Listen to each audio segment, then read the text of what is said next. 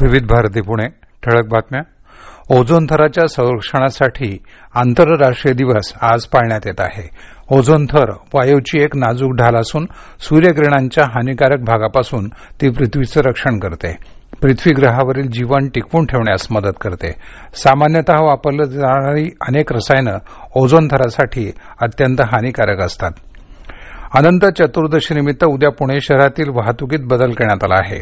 शिवाजी, लक्ष्मी, कुमठेकर, बाजीराव, केळकर, टिळक, शास्त्री, जंगली महाराज, कर्वे, भांडारकर आणि फर्ग्युसन महाविद्यालय रस्ता वाहतुकीसाठी बंद राहील.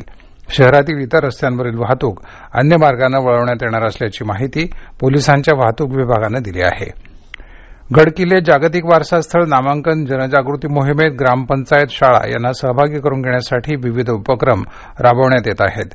या पार्श्वभूमीवर जिल्हास्तरीय आणि तालुकास्तरीय शालेय गडकिल्ले बनवणे स्पर्धेचं आयोजन करण्यात आलं असल्याचं पुण्याचे जिल्हाधिकारी डॉ. सुहास दिवसे यांनी सांगितलं.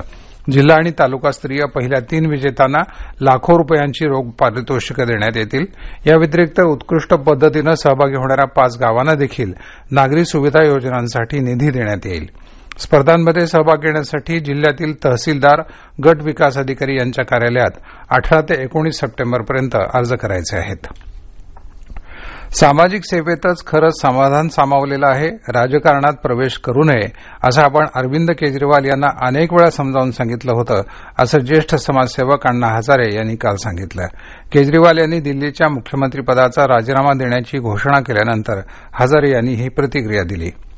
रायगड जिल्ह्यात किल्ले रायगडच्या घाटात काल रात्री एक बस 50 फूट खोल दरीत कोसळली. सुदैवानं या अपघातात कोणी जखमी झालं नाही.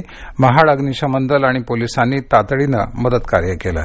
पुणे आणि परिसरात आज आकाश ढगाळ राहून कमाल तापमान 28 अंश सेल्सिअस राहण्याचा अंदाज पुणे वेधशाळेनं वर्तवला आहे. या होत्या आतापर्यंतच्या ठळक बातम्या. यानंतरच्या ठळक बातम्या सकाळी 9:58 वाजून